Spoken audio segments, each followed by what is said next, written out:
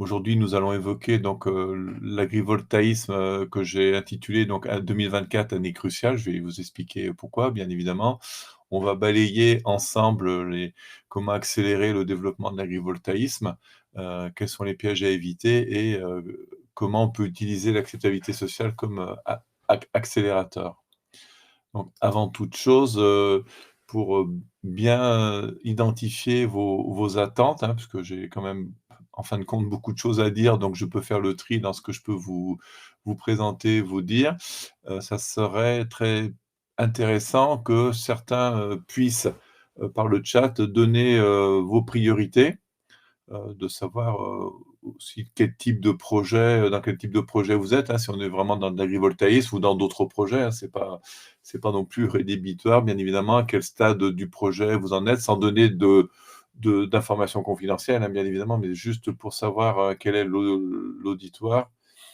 Est-ce qu'on est plutôt sur des développeurs de projets? Est-ce qu'on est plutôt sur du conseil? On est plutôt sur des agriculteurs? Enfin voilà, c'est intéressant de savoir, qui est autour de cette table virtuelle.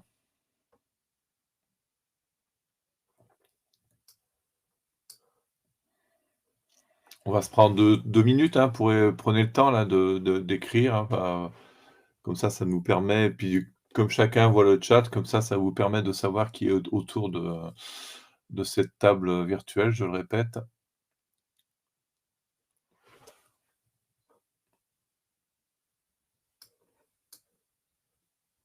C'est important, hein, voilà donc 1re, contribution, merci. Accompagnement au développement de projets PV spécialisés dans les démarches administratives. Oui, donc ça, oui, ça, c'est d'actualité, hein, parce que c'est vrai que là, ça se complexifie, ça se complexifie. Donc on a quelqu'un qui est plutôt dans l'accompagnement, dans le conseil.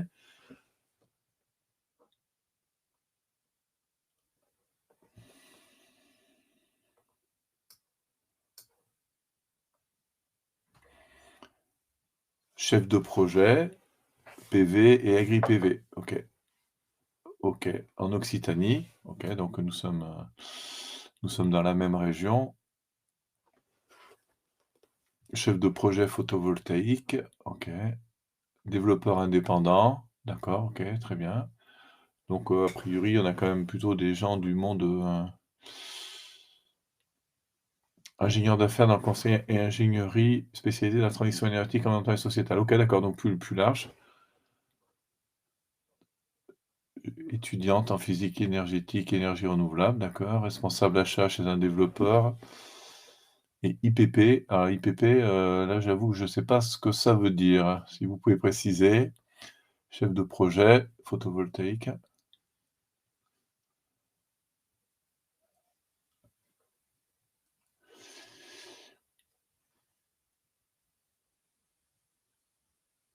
Présidence, d'accord. Et obligé.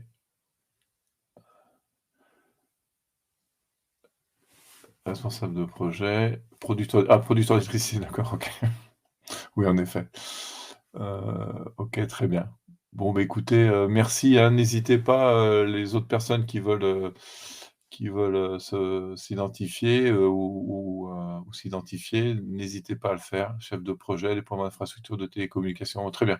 Donc on a des gens du développement du photovoltaïque, agrivoltaïque, on a du conseil, on a des personnes qui font du déploiement d'infrastructures de télécommunications. J'en profite pour dire que là, je zoome, sur la partie, agri-PV qui a ses spécificités, bien évidemment, mais en revanche, vous n'hésiterez pas à me poser des questions à la fin, pour d'autres types de projets parce qu'on a quand même des similitudes, hein, je parle pas sur l'aspect technique, bien évidemment, mais sur l'aspect, acceptabilité et façon d'accélérer les projets, il y a quand même de fortes similitudes entre les différents types de projets, et que ça soit des infrastructures, que ça soit de l'installation d'usines de production, que ça soit de l'éolien, enfin voilà. Donc ça, je pourrais, vous aider à faire le lien entre ce que je vais présenter ici et vos projets. Donc merci, continuez à écrire, hein, n'hésitez pas. Donc, l'autre élément que je voulais vous donner, c'est aussi le fait que je vous invite, justement à une fois que j'aurai fait la présentation. Si vous pensez que ce que je dis, ça peut vous aider, n'hésitez surtout pas à prendre un rendez-vous, hein. Vous avez des boutons, cliquez ici et comme vous êtes inscrit au webinaire, bah, ça vous donne le droit à ce qu'on ait un échange de 30 minutes, hein, d'avoir du conseil pendant 30 minutes, en toute confidentialité là pour le coup donc on peut rentrer dans le vif de votre projet et par expérience, on s'aperçoit qu'on peut très, très rapidement avec, un échange de 30 minutes, commencer à identifier des pistes, d'amélioration si vous avez besoin d'améliorer quoi que ce soit ou des pistes ou pour vous projeter quoi, voilà, ou des pistes d'action, rapides, voilà. OK, il y a des gens qui sont sur la le gaz aussi, méthanisation, OK, d'accord. Voilà, donc n'hésitez pas, hein, à prendre rendez-vous. Si vous avez simplement besoin d'informations, je vous donne mon adresse mail, vous pouvez m'envoyer des mails, je répondrai. Mais en revanche, voilà, si vous avez vraiment des sujets particuliers, on se donnera 30 minutes pour échanger là-dessus, ça me paraît, très, très, très, très important. Oui, Jérôme, j'aurai en effet la présentation est enregistrée et je la mets en ligne, sur notre, sur YouTube et après on vous envoie le lien. Mmh. Donc OK, alors je vais, commencer, hein, vous pouvez toujours commencer, continuer à écrire, hein, n'hésitez pas. S'il y a des questions, j'essaie de les prendre au passage. Donc je vais commencer par ce que j'appelle le paradoxe, des ENR, hein, donc je pense que tout le monde en est conscient. C'est-à-dire que quand on interroge les gens sur des enquêtes nationales, c'était en 2021, ça date un peu, mais bon, pas tant que ça, et qu'on leur pose la question de quel est votre image des énergies. Alors ça va des énergies renouvelables jusqu'au charbon. Vous avez vu, hein, tout en bas, c'est le charbon, 19 et quand on est dans le PV, on est autour de 85 de bonne image. Voilà, donc ça, pour les énergies renouvelables, c'est globalement vrai, hein, puisque on s'aperçoit, qu'on commence vraiment à avoir des taux qui vont chuter, vers l'éolien terrestre. Mais autrement, on est et là, on est encore au-dessus de 50 on est quand même sur du déclaratif qui dit: «Oui, on a une bonne image des énergies renouvelables». Bon, ça, c'est une réalité, qu'il ne faut pas nier. En revanche, il y a une autre réalité, qui s'impose, à nous, hein, notamment enfin à vous et s'impose à moi dans mon métier. C'est que quand on descend à l'échelle d'un territoire, les choses ne sont pas aussi simples, hein. On est plus dans de la déclaration, de «oui, c'est bien». Non, là, on est plutôt dans de la réaction, de gens qui, pour certains, n'ont pas forcément envie de voir arriver des infrastructures proches de chez eux, et puis pour d'autres, hein, ça c'est le NIMBY, le fameux Not in my backyard, pas à côté de chez moi, et puis pour d'autres, c'est une opposition à la filière elle-même. C'est-à-dire que pour l'agri-PV, bah, il y a à la fois, de la contestation vis-à-vis du fait qu'il y a des panneaux qui vont se mettre dans les champs et qui sont peut-être pas loin des habitations ou dans le paysage, de quotidien, pas forcément des habitations, hein. On a aussi des personnes qui ne sont pas en phase avec l'agri-PV en disant: «Il ne faut pas, faire de l'énergie sur les terres, qui sont là pour produire, de la nourriture pour l'humanité». Alors, on sait que la loi d'accélération des énergies renouvelables a cadré le fait que l'agrivoltaïsme doit respecter, l'activité, agricole, mais enfin, en tous les cas, ça s'est pas complètement, perçu, et ça n'a pas diffusé auprès de tout le monde. Donc on a, quotidiennement des gens qui moi j'ai mis vigilants, mais enfin là, la pancarte qui est dessous, c'était plus que vigilant, là, ils étaient dans l'action, en opposition à un projet. Les autres contraintes de l'agri-PV, bah, le monde agricole est divisé, hein, donc c'est pas non plus un tapis rouge, hein. C'est pas parce que, les solutions, semblent intéressantes de coupler la production agricole et la production d'énergie, bah, que tout le monde va partager, ce regard. Le fait que les collectivités sont à l'écoute de leurs administrés de plus en plus, hein, donc c'est pour ça que j'ai intitulé, 2024 année cruciale.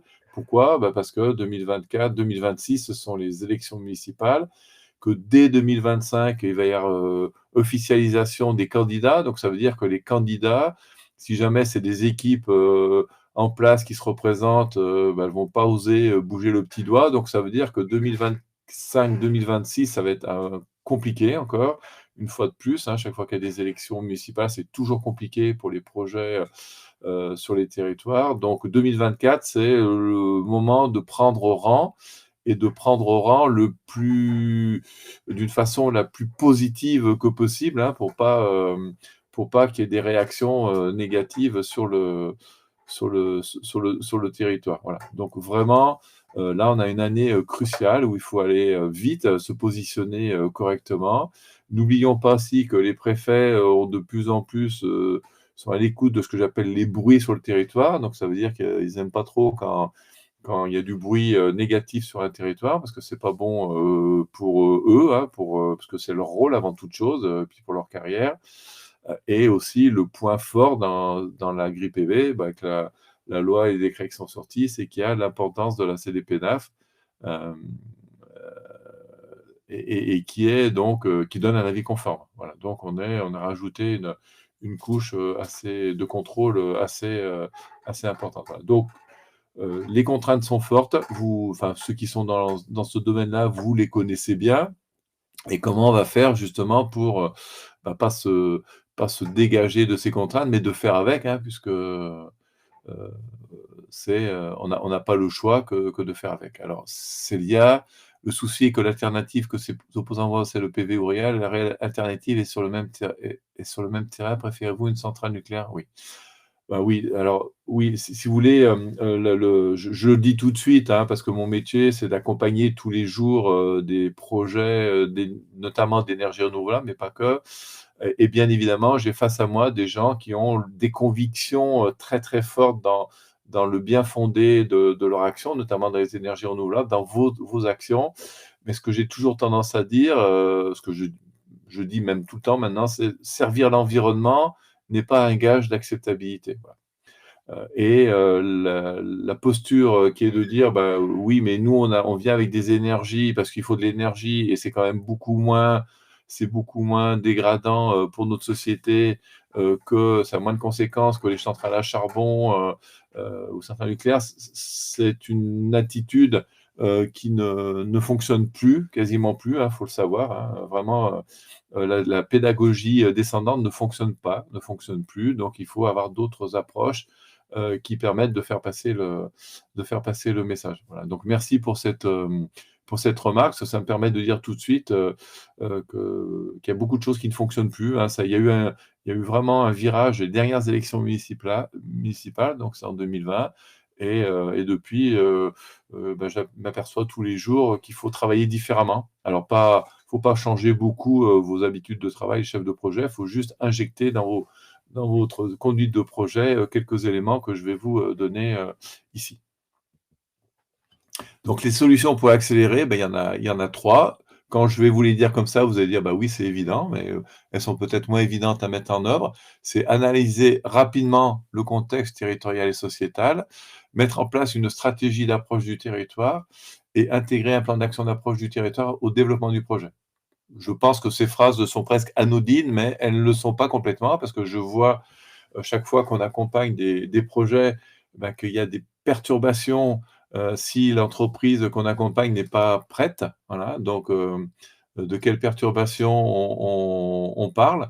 Ben, on parle des perturbations d'organisation, du fait d'accorder du temps à des choses qui ne sont pas forcément prévues. Donc c'est pour ça qu'on parle de stratégie. C'est important, que les choses soient bien réfléchies en interne, pour qu'il y ait une vraie stratégie d'approche du territoire et que ça soit pas le chef de projet qui soit obligé de s'ajuster en temps réel parce que ça fonctionne très, très, très rarement parce que c'est compliqué. Et donc, le chef de projet, lui, il intègre, cette stratégie dans son développement dans sa conduite de projet, dans son calendrier. Voilà, donc c'est vous voyez, c'est quelque chose qui se passe à tous les échelles de l'entreprise, grande ou petite, hein, ça n'a aucune espèce d'importance, et qui est vraiment très, très, très efficace. Ça, je peux vous le dire. Mais l'idée, c'est aussi de pas, rajouter, des couches qui vont vous ralentir. C'est au faire en sorte qu'au contraire, ces ingrédients vont vous permettre d'aller plus vite. Alors si on commence pour analyser rapidement le contexte territorial et sociétal, donc là je ne suis pas rentré dans la méthodologie, ça éventuellement vous pourrez poser des questions après ou si jamais vous prenez rendez-vous. Nous, en 3 semaines, on peut vous faire une évaluation, du potentiel d'acceptabilité de votre projet. Ça, c'est une spécificité qu'on a développée avec des sociologues, hein, qui est capable déjà d'analyser le projet parce qu'on s'aperçoit que le projet, il a quand même sa responsabilité sur le fait la façon dont il va être accueilli sur le territoire. Et c'est une responsabilité en trois dimensions. La dimension technico-économique réglementaire, hein, qui fait 99 de votre attention pour les chefs de projet, développeurs, mais on s'aperçoit que ça pèse que 30 dans l'acceptabilité et que les 2 autres tiers, c'est les relations établies avec le territoire, donc cette fameuse approche du territoire, et une sorte de construction, d'appropriation locale vers une sorte de gouvernance locale informelle, qui fait partie aussi de l'approche du territoire. Donc vous voyez, il y a 2 tiers qui ne sont pas forcément maîtrisés tout de suite et qui vont vraiment, poser des difficultés au projet, parce que ça pèse 2 tiers dans l'acceptabilité. Voilà. Donc c'est une approche très ingénieure qui permet de vous donner des informations très, très rapidement et d'avoir les points forts, les points de vigilance de votre projet en termes d'acceptabilité et d'identifier les leviers assez rapidement. Voilà. Le deuxième La deuxième étape, c'est la fameuse stratégie d'approche du territoire. Alors tout de suite, je l'écris en rouge, la concertation publique n'est pas une fin en soi. On peut avoir une stratégie d'approche du territoire qui ne s'appuie pas sur de la concertation. Alors bien évidemment, nous, nos résultats nous permettent d'orienter en disant: «Il faut plutôt faire ce type d'approche, ce type d'approche, ce type d'approche».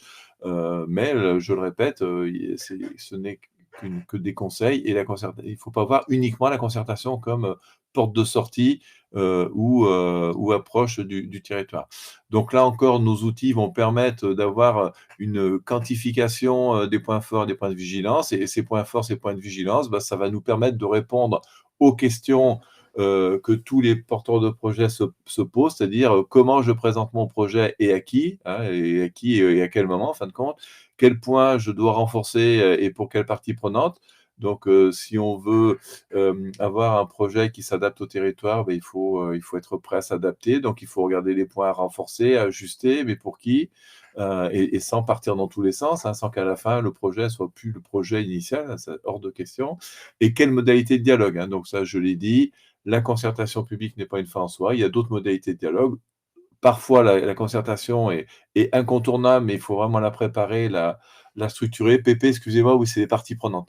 Ça, c'est mon jargon, je suis désolé. Les parties prenantes, donc quel point renforcer pour quelle partie prenante? Donc est-ce qu'on est plutôt sur le monde agricole? Est-ce qu'on est plutôt sur les services instructeurs? Parce que nous traitons pas uniquement du grand public, on traite de tous les acteurs du territoire, hein, donc les autres acteurs économiques, les élus, les associations, les citoyens, les habitants, voilà. Donc c'est vraiment, de savoir, avec notre approche, on est capable de savoir qui demande quoi et quels sont les leviers, pour telle ou telle, partie prenante.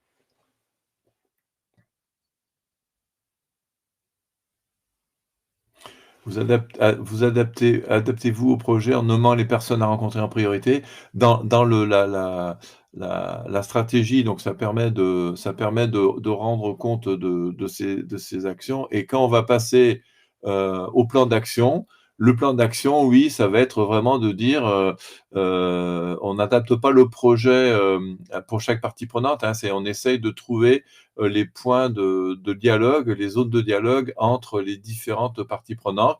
Donc nous, ce qu'on vous propose, c'est vraiment de transformer, le parcours du combattant que vous vivez là. C'est pour ça qu'on est sur un labyrinthe en allant voir, tout le monde et on ne sait pas dans quel ordre, on ne sait pas ce qu'on dit, à qui on le dit. C'est plutôt, d'avoir un discours, qui va être, à peu près le même pour tout le monde, mais qui tiendra compte des spécificités de chacun. Voilà, donc ça, c'est un peu notre compétence, hein, c'est d'arriver à résoudre cette équation. C'est comment on parle à tout le monde, d'une façon significative, hein, pas juste pour faire de la com, mais vraiment significative.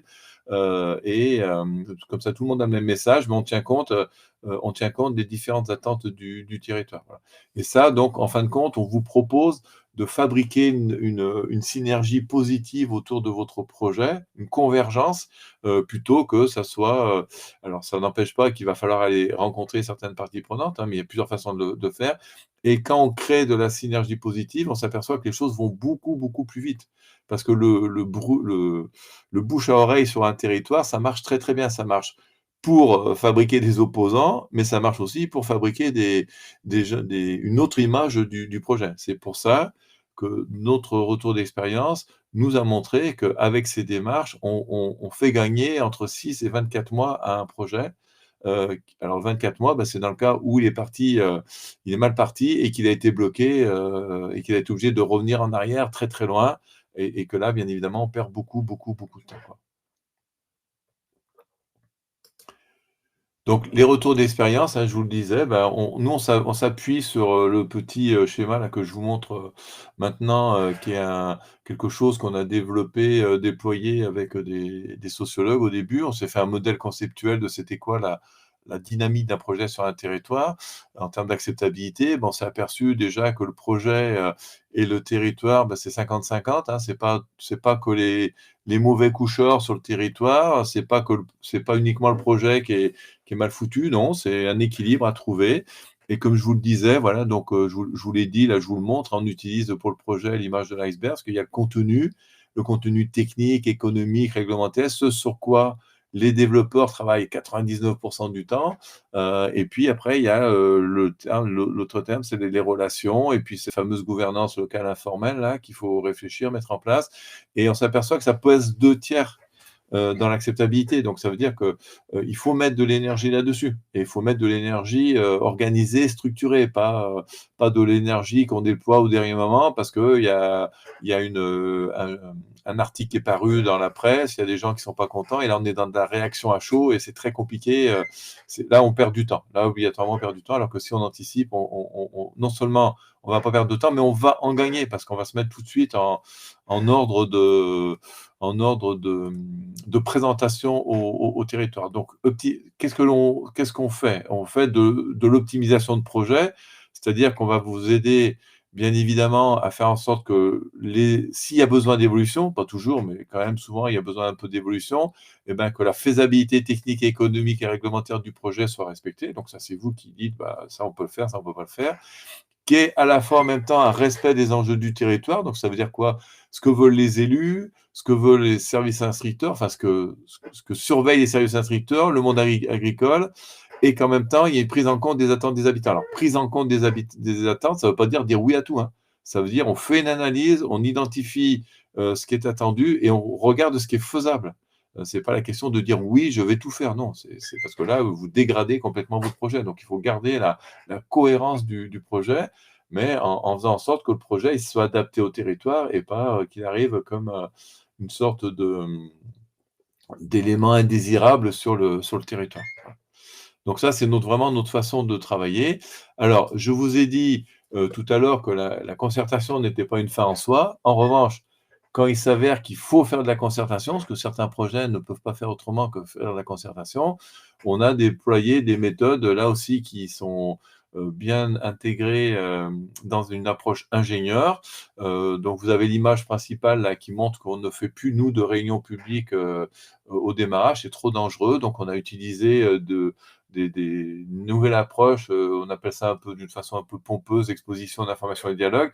Ça veut dire qu'on met à disposition du grand public de l'information sur des panneaux.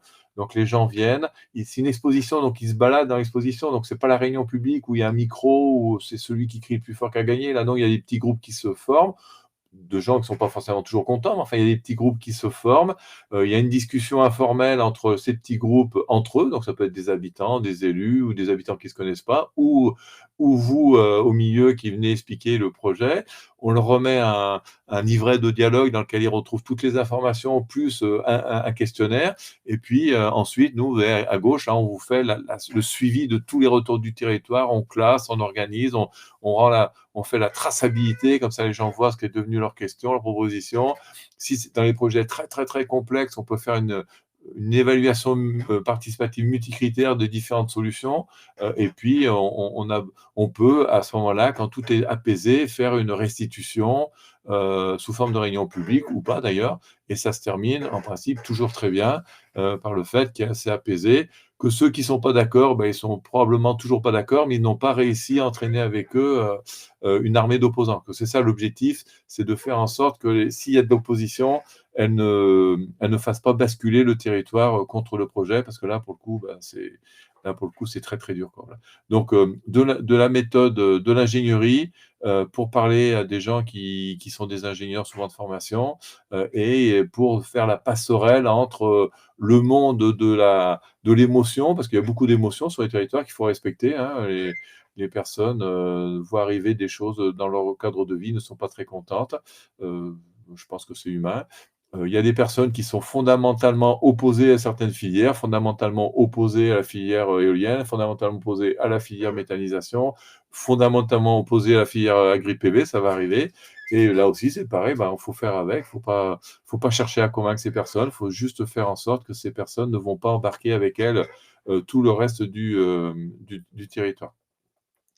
À partir de quelle puissance de projet vous appliquez ces concertations? Ben, on applique, à toutes les puissances, hein, parce on a, une façon de travailler qui s'adapte à la réalité de votre projet. C'est-à-dire que si un projet est petit, bah, il va concerner, une commune, ben, on va travailler sur une commune, plus les communes voisines, parce qu'on sait que la contestation peut venir des communes voisines, plus ce qui se passe à l'échelle de la Comcom, plus ce qui se passe à l'échelle du département et à la région. Pourquoi?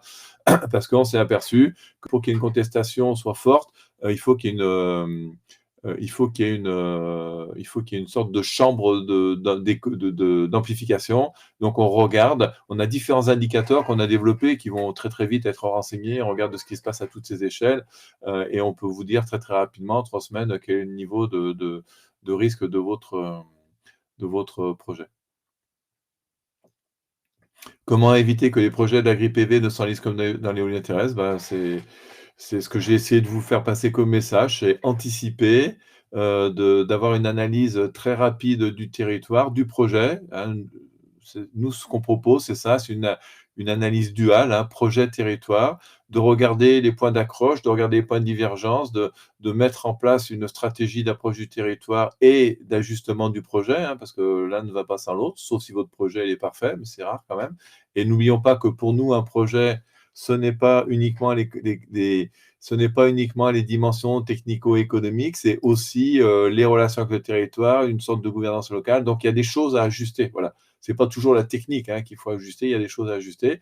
Mais vous anticipez, vous réfléchissez en interne, vous travaillez en interne, vous activez les différentes couches de la société pour dire est-ce qu'on a la bonne stratégie, parce que qui dit stratégie dit prise de décision importante.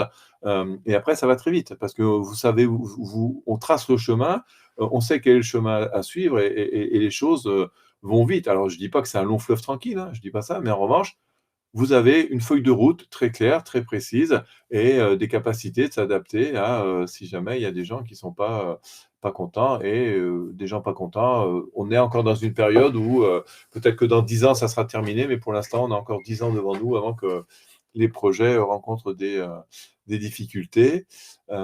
Et puis, ce que je voulais vous dire, je vous l'ai dit au début, mais je le redis, c'est que cette approche, elle est vraie pour l'agri-PV avec ses spécificités, mais elle est vraie pour l'installation de gigafactories, par exemple, hein. Donc, dans le Nord, on sait que les agriculteurs ne sont pas favorables sur certaines usines.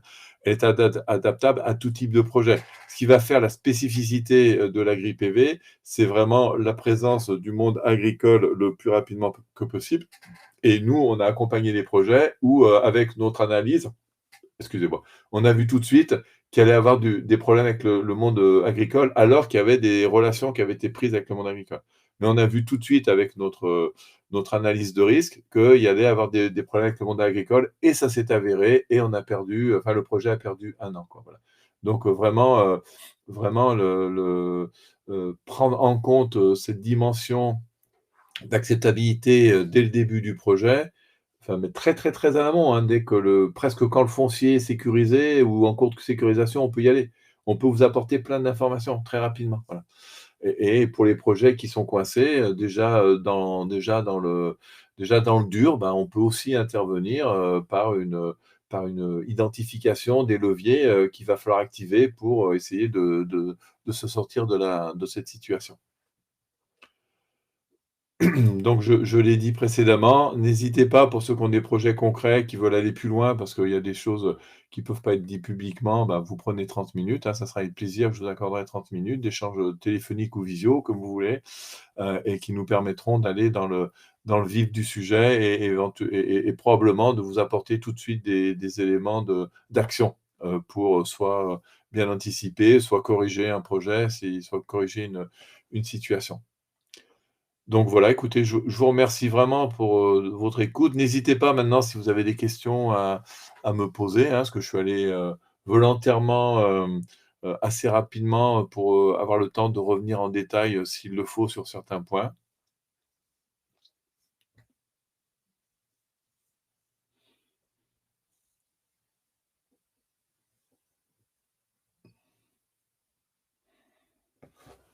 Donc j'en profite.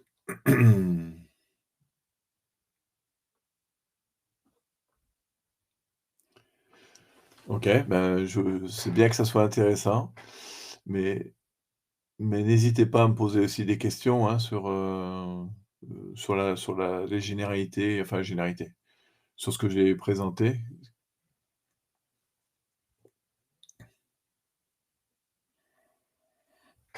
Et puis, je le répète, hein, si vraiment vous avez des choses très, très concrètes, hein, prenez rendez-vous et en 30 minutes, on verra vraiment, on pourra aller très très en avant dans votre projet, sur ces questions. Donc quels critères pour distinguer l'agrivoltaïque et l'agricompatibilité? Heu, Bah, en fait, ça c'est vrai qu'il faut absolument, que les démarches, de l'entreprise, soient en cohérence avec ça. Là, c'est vraiment le facteur maintenant minimum, hein. Donc c'est soit l'entreprise elle a en interne ou en externe des conseillers, qui sont capables de lui dire, est-ce que ce qu'on veut faire, c'est vraiment compatible avec l'agriculture qu'on veut développer? Ça, c'est une voie. L'autre voie, c'est d'être en dialogue, très très fort avec, les agriculteurs que vous sollicitez, hein, mais, il faut savoir qu'eux aussi, ils attendent des éléments. Il ne faut pas oublier les chambres d'agriculture. Enfin voilà, donc il y a tout un système à construire, rapidement. Il ne faut pas trop se tromper là, parce que, je vous le dis, des projets qui s'engagent mal sur un territoire, bah, après ça ils rament, hein, parce que c'est compliqué une fois qu'on est mal engagé de retrouver de la confiance. Parce qu'en fin de compte, toutes ces approches, quand on dit stratégie d'approche d'un territoire, c'est comment on fabrique de la confiance, hein. C'est vraiment ça le plus important, fabriquer de la confiance. Et là-dedans, notre innovation, c'est de mélanger, des approches relationnelles et aussi de l'ingénierie. Voilà, de l'ingénierie, l'approche d'évaluation multicritères, vous avez vu? On mélange tout ça et ça marche vraiment, très, très, très, très bien, quoi.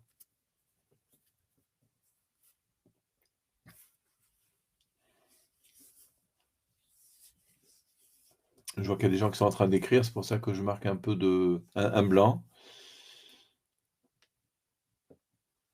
Donc quel est le meilleur interlocuteur en amont de la phase de sécurisation du foncier? Les SAFER en soi agissent régulièrement comme des barrages. Ah ouais, ouais, ça c'est sûr que les SAFER, c'est un vrai sujet. Donc, donc, les je pense que de la sécurisation du foncier, je pense qu'il faut vraiment n ne pas avoir d'interlocuteur. Enfin, j'aurais plutôt tendance à dire ça. C'est vraiment de travailler sur, c'est quoi les parcelles qu'on pense pouvoir, équiper, ça, mais vous pouvez le faire tout seul, et d'avoir tout de suite ces informations sur la sensibilité du territoire et de votre projet. Parce que là, justement, ça va vraiment guider pour dire la next step, c'est quoi? Next step, c'est quoi? Est-ce qu'on va parler avec la chambre tout de suite? Est-ce qu'on va donc, dans la sécurisation, est-ce qu'on fait la sécurisation d'abord et après on parle à la chambre? Est-ce qu'on le fait en parallèle? Ça, c'est vraiment des étapes, fondamentales, primordiales. Mais pour ça, il y a besoin de l'éclairage du type de projet. Alors quand je dis type du projet, c'est pas, AgriPV, c'est que dans notre algorithme, on va chercher les éléments qui peuvent, être vécus comme du poil à gratter quand ça va arriver sur le territoire. Donc on fait l'analyse couplée, hein, acceptabilité potentielle du projet et sensibilité du territoire. Et là, on voit tout de suite, ça va très vite, hein, on voit se dégager quels sont les axes, d'action, et dans les axes d'action, c'est ce que je vous disais tout à l'heure, qu'est-ce qu'on dit à quelle partie prenante, qui on voit en premier voilà.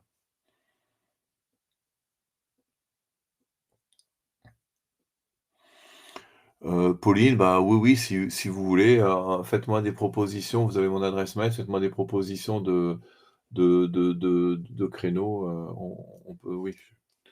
Je suis un ancien, chercheur du CNRS, donc je fais toujours attention aux gens qui sont en train de préparer des diplômes.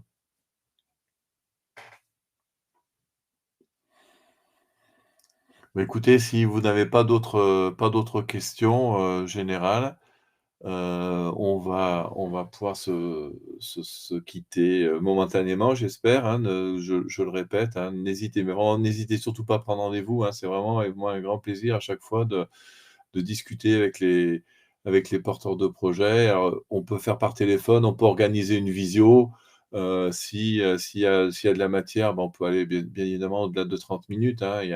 Je mets 30 minutes, parce que je sais qu'en 30 minutes, on peut faire beaucoup de choses, mais s'il y a besoin de plus, on prend plus de temps. Donc n'hésitez surtout pas à prendre rendez-vous, hein. Par expérience, je m'aperçois qu'on vraiment aide, très rapidement les projets. Alors le rôle, ça c'est une très bonne question ça. Comment jugez-vous le rôle des élus dans l'accélération des projets agri-PV? Alors ça c'est là moi je vous invite à vraiment à allumer les warnings là parce que, on les a mis, les élus, à l'échelle des communes, on les a mis dans une drôle de situation là, parce que la loi dite d'accélération des énergies renouvelables, va les solliciter pour définir ces fameuses zones d'accélération. Alors ça sera pas toute la commune, toute la commune, ne sera pas en zone d'accélération, ce qui veut dire qu'il y a de la place pour d'autres projets. Mais là, pour l'instant, les élus avec lesquels je suis en contact, soit parce que je le suis à travers des projets privés, soit parce que je les accompagne sur des projets, j'accompagne des élus sur des projets d'émergence d'un parc éolien, bah, j'aurais parlé justement du fait qu'ils devaient définir leur zone d'accélération. Ils n'avaient même pas compris qu'ils devaient le faire, quoi, alors que ça devait être fait pour fin décembre. Il y a eu un report, mais voilà, donc là, on a des élus qui sont de plus en plus craintifs, perdus, et à qui on fait porter beaucoup de décisions. Donc il faut vraiment, trouver la bonne approche, et puis être à une bonne articulation entre les COMCOM, qui à mon avis vont jouer de plus en plus, de rôles importants et les élus, communaux, enfin municipaux, enfin communaux, oui, dans les communes, hein, voilà. Donc là, ça va être, très délicat. Ça, c'est vraiment très délicat. Donc c'est pour ça que dans les indicateurs, que nous on a identifiés, on analyse la fragilité de la gouvernance locale d'un point de vue, communal. C'est-à-dire qu'on est en capacité de dire: «Est-ce qu'on a un maire et un conseil municipal qui peut tenir ses engagements? Ou est-ce qu'on a un maire, un conseil municipal qui en fait peut vous dire: "Oui, bah, votre projet m'intéresse", mais qui n'a aucun moyen de tenir sa position?» Voilà, donc ça, c'est vraiment, hyper, hyper sensible, hein.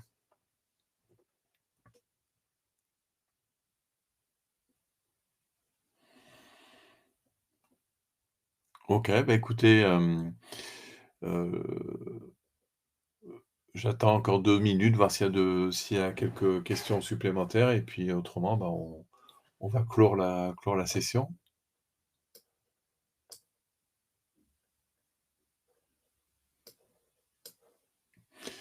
Bah, écoutez, merci à toutes et à tous de votre participation.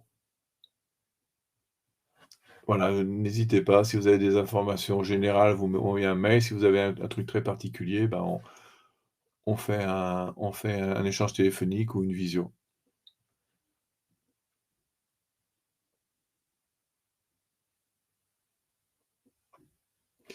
OK, bah, écoutez, merci à toutes et à tous. Je vous souhaite une bonne fin de journée et un bon week-end. À très vite.